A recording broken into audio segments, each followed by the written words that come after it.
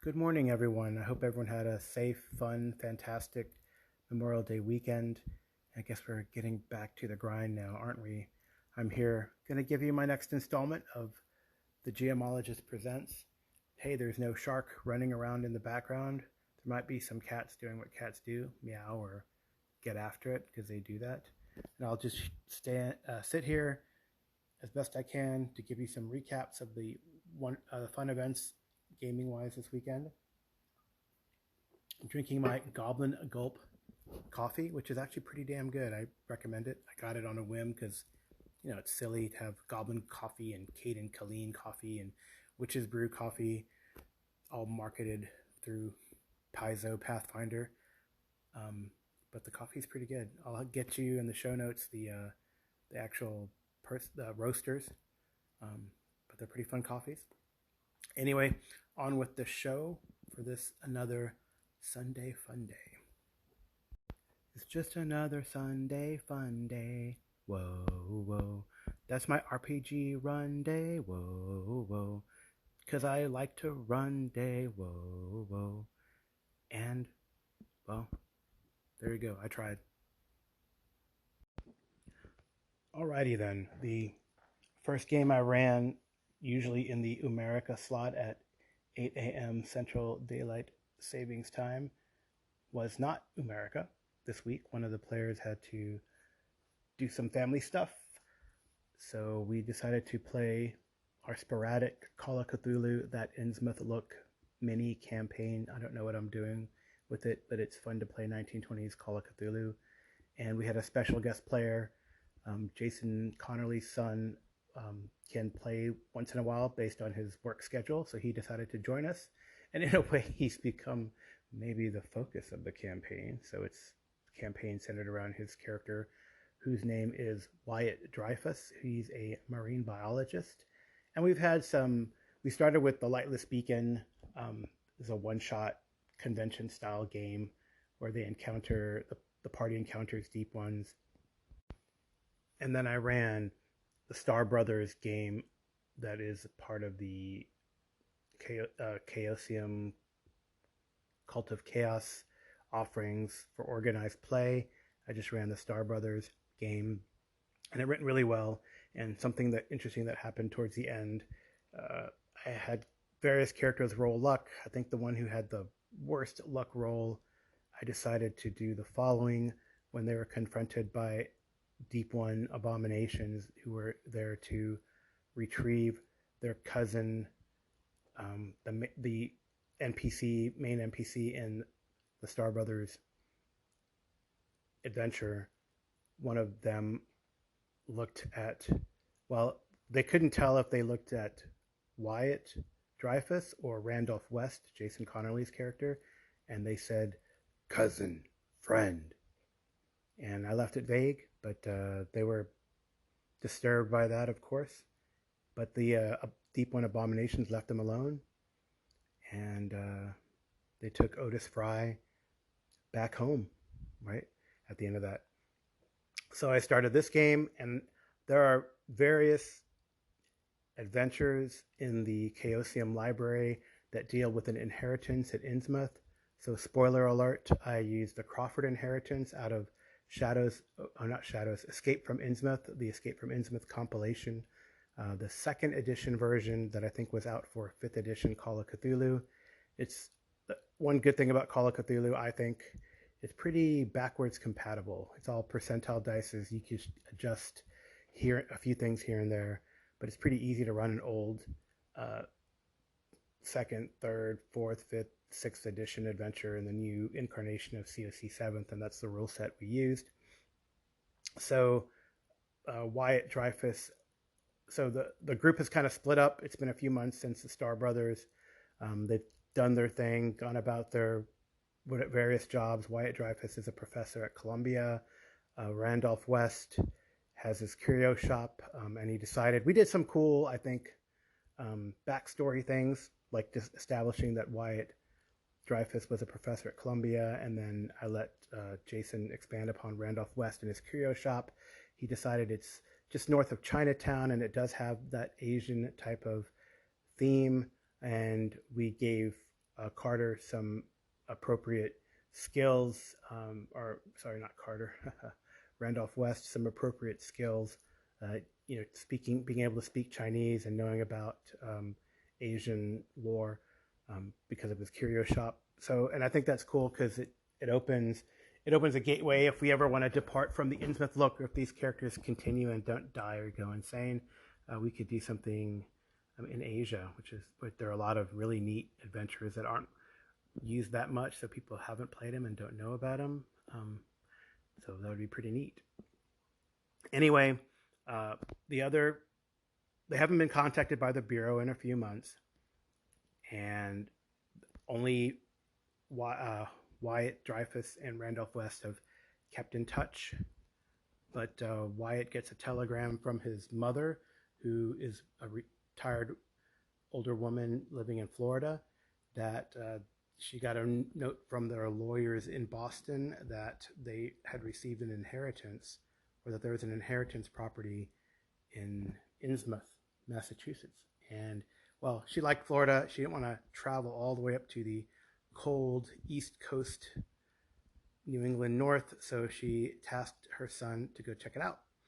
So he contacts Randolph, his buddy Randolph, and they meet at Grand Central and take the train up to Boston. There were no train incidents. No one missed a train. Everyone got to do what they needed to do because there was no pressing for time. And they got to Boston, met with the lawyer. The lawyer gave them the name of another lawyer in Innsmouth. They hung out in Boston for a night with nothing weird happening. And then they traveled to Ipswich because there was no train to Innsmouth. And they decided to contact an NPC that they had met in a previous adventure, Elise Caldwell, a reporter from a wealthy family who had a really cool car, because they don't have a car. And they convinced her to drive to Innsmouth to explore this property. And she hit on, well, hey, this would be a really nice, interesting piece whereby a professor at Columbia inherits property in Innsmouth, right, in a weird, sleepy New England town. So they drive up there, and the town is weird, right? I mean, if you know anything about, if you've read Shadows over Innsmouth or know anything about Innsmouth and Deep Ones, well, there are people who are normal and there are people who are hybrids that walk around and live in town. They gave them all, they're all very insular and suspicious, but Wyatt Dreyfus was brave, and he talked to them and got directions to the person the lawyer they had to find, who was his last name was Marsh. I can't remember his first name, unfortunately, but he's a lawyer there in town. And he was definitely creepy. His office was creepy. At first, they actually didn't get to, he kind of blew them off and had probably told his receptionist that he was not taking any visitors, but Wyatt told the receptionist why they were there. And the receptionist, maybe taking a liking to Wyatt, this new blood in town, she went up and, wow, suddenly Marsh was there. So they went up, talked to him. Like I said, he was creepy. They got the keys, then they got directions to the house, and they went about exploring the house. Some main items of interest that they did find were 2 old diaries from the 1800s from what would presumably be Wyatt Dreyfus Crawford, who knows, his great-grandparents, I believe, great-grandparents. So, I mean, we're in circa 1927. The date is, I've left it sort of vague, so I have enough wiggle room for the big event that's to come in the next couple of years. But, so, and the letters or the diaries are from the mid-1800s. So, anyway, they find these diaries, they read them, they find out about the weirdness that goes on in Innsmouth and the esoteric order of Dagon, the power of the Marsh family. They also find that discover that something might have been living in the attic. It's very strange. But I left with not really a cliffhanger, but a sense of dread because I had Wyatt fall asleep reading his diary. So who knows if the dream that he had, where he looked in a storefront window while walking through the town of Innsmouth and saw himself looking like a hybrid, if that was triggered by his reading or some sort of subconscious genetics. We don't know.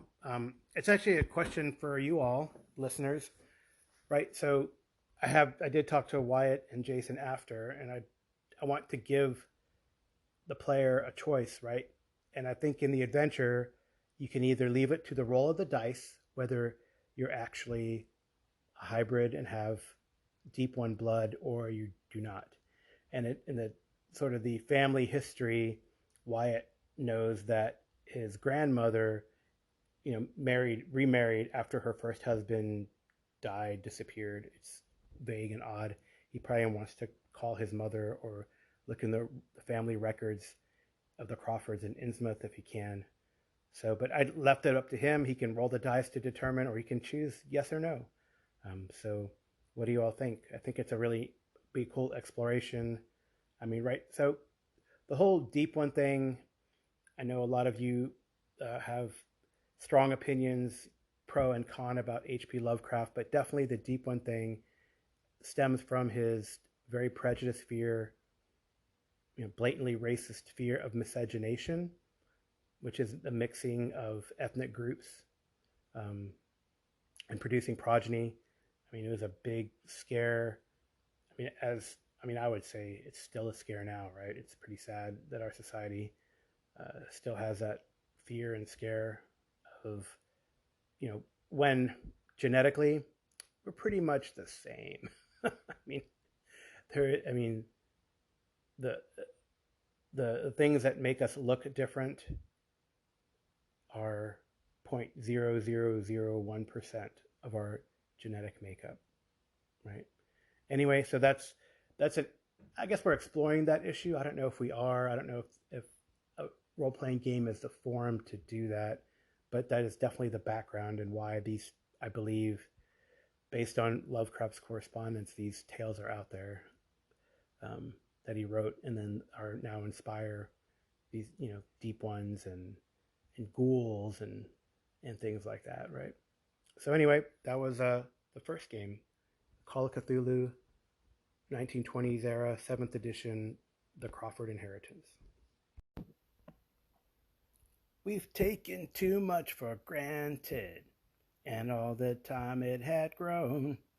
From techno seeds we first planted, evolved a mind of its own, marching in the streets.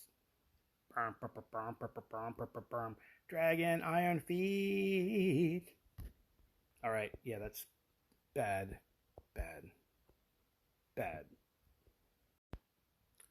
The second game I played was the continuation of our Road to the Iron Gods Savage Worlds Pathfinder, run by Kevin Madison of Dungeon Musings podcast and Dungeon Musings actual play. He's gearing up for next upcoming weekend, his birthday bash marathon, where we're going to actually run some Iron Gods. It looks like we're going to be focused in and around the town of Torch, which is the opening town in the Iron Gods adventure path that Paizo put out a few years ago. And I don't know, I guess he still was undecided as he communicated with us whether he's going to actually run the first adventure in the Iron Gods or just let us figure out what's going on in Torch and freeform it.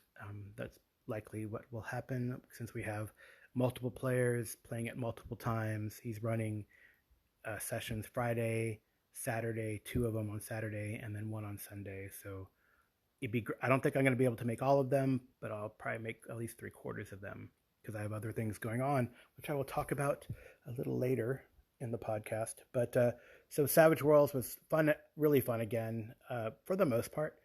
I'm going to discuss something that I will query the listenership about a little later.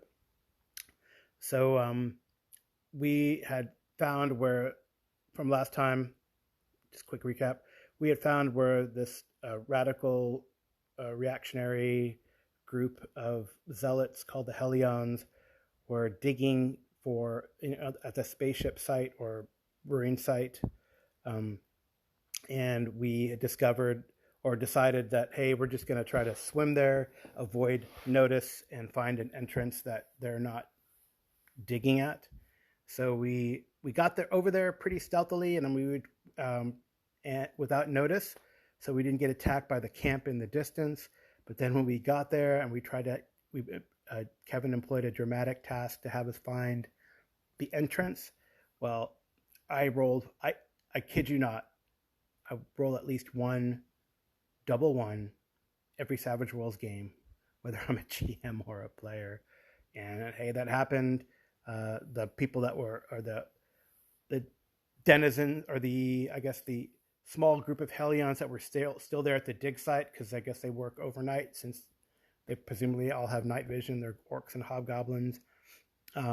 They see us, they start attacking us, but with ranged weapons. But both myself and one of the other players who plays a android priest, we have spells to kind of deflect or spoof incoming ranged fire. So that worked really well. No one got hit. We finally found the entrance and we went in, and it seemed to be the inside of a ship. There were these strange, I don't know how to describe them, tubes that had skeletons or blue goo in them. Some were broken, some were not. And there was a stairway that looked to be going up, and it looked like there was a couple holes in the ground that led to another chamber below where there was a lot of Numerian tech. But before we could explore the tech, we heard shouts from above on the spiral staircase, and it looked like the orcs and hobgoblins were coming down to fight us. So we basically set up. So one of the characters set up caltrops and killed one of the orcs who ran down. He actually, since the floor was slightly inclined, he fell and tripped on the caltrops and slid down into one of the holes into the section below, which is pretty funny. So then the orcs and hobgoblins needed to reevaluate, but another player went to the stairwell and took a shot, killing one of them, and then they all ran down, and we had a big fight. Kate showed again her martial prowess, imbuing her giant two-handed sword with fire and cutting. I think in one round she cut through like three bad guys, just like a hot knife through butter, effectively. I just rolled very well. One tried to sneak around, and I cut them down with the equivalent of the attack of opportunity in Savage Worlds. And then I used my wild attack to multi-attack, because I was, why not? I hit both times and exploded on the damage. So there you go, done. And then there were two like orcs left, and I guess we had felt, or my character had felt, she does have a heroic hindrance, which can be a good or a bad thing, that these were like oppressed and basically made to be doing slave labor and bully boys by the hobgoblins. So she did give them the opportunity to surrender there at the end, and one did, one did not. So the one that did not, well, consequences. And the other one was kind of stopped fighting, but then another player took him down. So, I guess my character pointed that out, and I don't know how to take it sometimes. And I don't know if the player did that on purpose just to irk me as a player, or maybe they have, for example, one of their hindrances as bloodthirsty, because we can't see the other characters, right? Like when I set up a game on Roll20, I guess I don't care, and no one's complained that I let everyone see everything. But in Kevin's games, it's all, specifically made for only us to see the player that we're playing. I don't think anyone would ever change or mess with the player's character, but that's the way he does it. So I don't know, but that brings me to like a question for all of you. So how do you deal with that? Or am I just, taking at least that instance the wrong way? I explained to the character, hey, I had asked him to So yes, my character explained to the character in character that, hey, I was going to ask that guy to, I had asked that guy to surrender, and they had stood down because, we should take prisoners and find out what's going on. And the player just shrugged, oh, well, So how do you take that? Should I take it personally? Probably not. Do I get irritated because I have had incidences before where players have used their characters to mess with and give mechanical hindrances to one of my characters, right? I'll give you a great example. When I was playing in a game that it was like a playtest for Eric Salzwedl's a game he does sporadically now and again, 3D Omega Chicken Coop podcast, and I had made a character who was like, I'm a big animal lover. He had an option to make like a half dog character, like a uplifted dog, like a Varger from Traveler. So I made it, but they have like some hindrances, and I picked one of the hindrances. We're making characters in the open, kind of how some dogs don't like thunder. So my character, afraid, miffed by thunder, off-put by thunder, however the disadvantage was. But then another player decides to have their character use as their trappings or FX for their magic, and did not have to. Could have used anything, right? Fire, light, necrotic, but decided to use thunder and sound as their FX. Just so that my character would then, when they use their magic, get a disadvantage. So I don't know. You don't want to take it personal, but it does sound kind of personal. And is that just a player wanting to mess with another player? And honestly, what is the motivation behind that? I just don't get it. As a player, I might be contentious to the GM, but with my other players, unless it's specified or we've come to an agreement that we're like from rival clans or something, it's a cooperative game, and you want to help each other be that's why there's all these aid mechanics in every single incarnation of D&D, right? So it's a cooperative endeavor, and in my opinion, when players try to mess with other players, that's just not fun. What do y'all think? You take my life, but I'll take yours too. You fire a musket, but I'll run you through. So when you're waiting for the next attack, you better stand, there's no turning back. Da-da-da-da. Right, so like I mentioned in the intro, it was Memorial Day this weekend, and I guess I do something I think is kind of cool. Maybe it's unnecessary, but I just wanted to share that every year between Memorial Day and D-Day, I try to watch the HBO series Band of Brothers. I just rewatch it over and over again. And I don't know why. I think it has a lot of lessons on leadership, on strong leadership versus poor leadership. Just remembering that generation and what these men did, I think, is important to me. So far, I've watched Kurahi and Day of Days, number 1 and 2 in that series. Hey, it's a fantastic series. I recommend it. I also recommend the book by Stephen Ambrose, which I've read as well.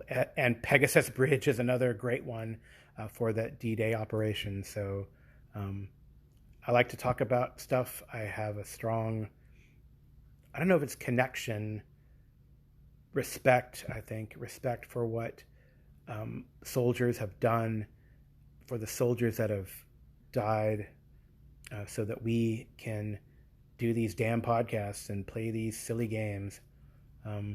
It's very important, I think, for us to remember, and especially on Memorial Day. I was talking to a friend of mine, and he's a vet. He was in the Air Force for 20 plus years, and we celebrate and thank them for their service on Veterans Day, and we both agree that Memorial Day is to remember the fallen. That's what I try to do. It's a small thing, but hey, that's me. And now for some caller feedback. We have calls from Jason Connerly of Nerds RPG Variety Cast and Daniel from Bandit's Keep Podcast. Daniel, I'm sorry I don't know your last name. I'll try to look it up and put it in the show notes for sure. But thank you for the feedback. It's great to have that, as you know, as an anchor podcaster. And it makes me and inspires me and all of us to want to give you guys more. Hey Carl, Jason here. I think your singing's just fine, but I think my lack of musical knowledge will hinder my guessing the band. But I'm going to guess Death Clock. Wrong, Jason, wrong. But I think you're going to say Death Clock for everything as your default answer. Actually, I guess you were probably keying in on the guttural sounding set of lyrics, but I actually had two sets of lyrics, so you can get two, I don't know, what do I call them? Bonus points for a raffle later.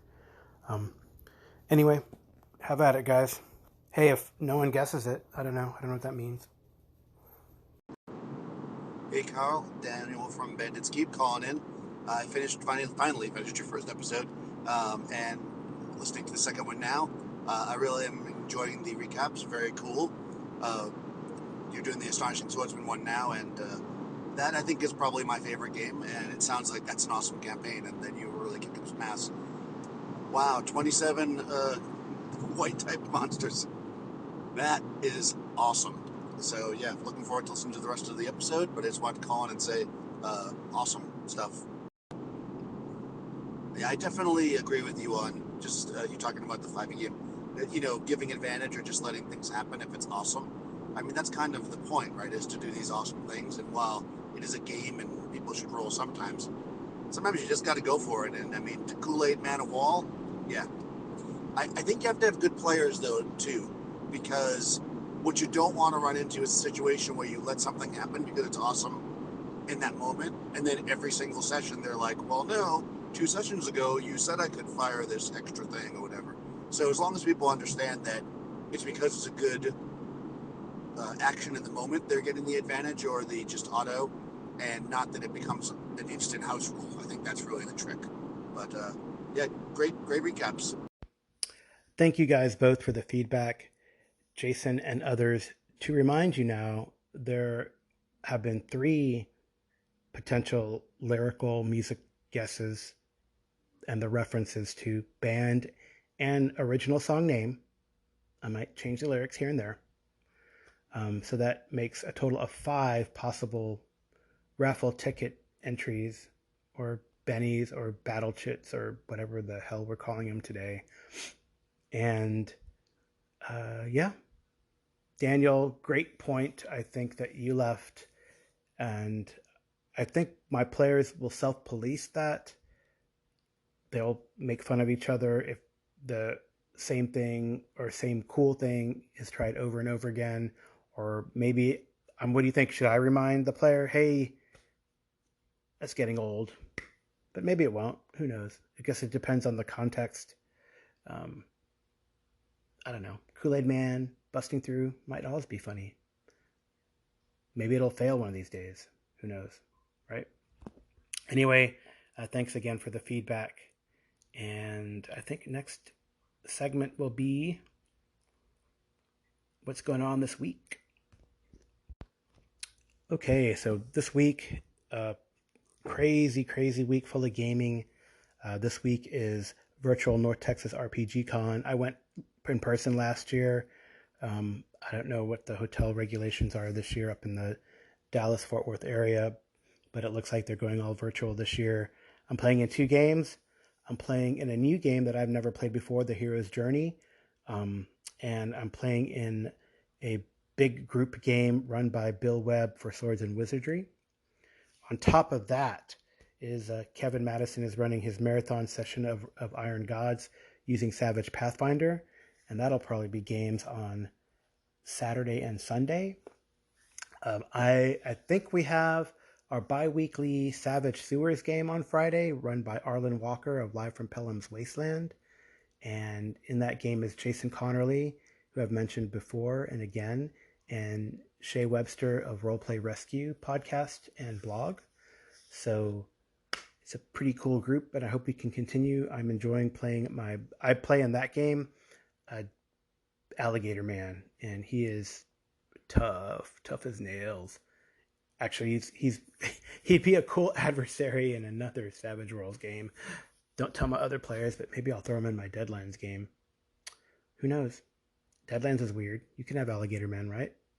Just don't go to the Everglades or the swamps near New Orleans, right? Anyway, I think, and the other, I'm going to run Iron Kingdoms again on Wednesday, our 5e game, and I think we're on the next chapter. The characters finished that first chapter, our first act, and they're now going to be second level, so that should be kind of neat. We might have another player join us who's missed and been out of town for the other incarnations from our home group. We are continuing to build in preparation for our live game, since Dragon's Lair at San Antonio is going to be opening up as soon as they finish construction and opening up their own site, the modifications that they're doing to their store. And we'll be playing June 10th is the anticipated date where we're going to be playing some Warhammer Fantasy role-playing 4th edition live. I don't know if I'll record it. I might just give a recap. I have to ask the other players how they feel and what they want to do. But it'd be cool to actually maybe do actual play at some point. We'll see. We're going to run the Enemy Within campaign and see how that goes. So I have Enemy in the Shadows and Death on the Reich, and I've ordered the other 2 that are out there so far, Power Behind the Throne and The Horned Rat. And we're going to try to run this campaign. I've had successful runnings of Warhammer Fantasy campaigns and done them to completion, so I don't think this should be different. The other thing we're going to do is Tuesday, we're making characters for a Mutant Chronicles game that we might do in lieu of our High Colonies game that I've been talking about. People kind of were interested in the Diesel Punk when one of the players brought it up. I think it was Jason. So we're going to make characters tomorrow and then play next week is going to be our first official. It's going to be bi-weekly like High Colonies has been. So we'll see. I mean, I have at least 2 players. I'm going to play with at least 2 players. And actually, I think I told Jason that if it's just him that shows up, for example, on a Sunday morning, I have some games that we could do one-on-one if he's comfortable and cool with that. So I'm always trying to have backup. I think I'm learning not to be as miffed or irritated when people can't show up because, life happens and that's the way it is. And I still want to play and run, and I have, shelves and shelves of games that I don't want them to accumulate too much dust. So I want to play, right? We all want to play. Anyway, thank you all for listening. Have a great week, and I will talk to you soon.